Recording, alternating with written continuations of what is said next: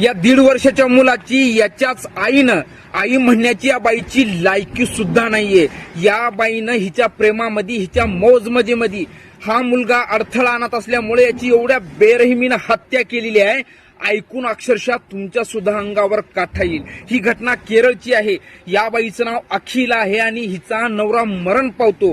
त्यानंतर ही एका पार्टनर सोबत लिव्ह इन मध्ये राहते तिच्या 1.5 वर्षाच्या अर्शित नावाच्या मुलाला घेऊन। परंतु काही दिवसांना यांना हा मुलगा अडथळा वाटायला लागतो। त्यानंतर जेव्हा जेव्हा हा लेकरू रडायला लागतं अक्षरशः त्याच्या तळपायाला लायटरने जाळण्यात आलं आणि 50 पेक्षा जास्त चटके सिगरेटने त्याच्या अंगावर देण्यात आले। त्याचे हात मोडण्यात आले, त्याचे पाय मोडण्यात आले आणि त्यानंतर ते बेहोश झाल्याच्या नंतर त्याला दवाखान्यात घेऊन आलं। पण नेण्याच्या अगोदर त्याच्या नरड्यामध्ये भात कोंबण्यात आला।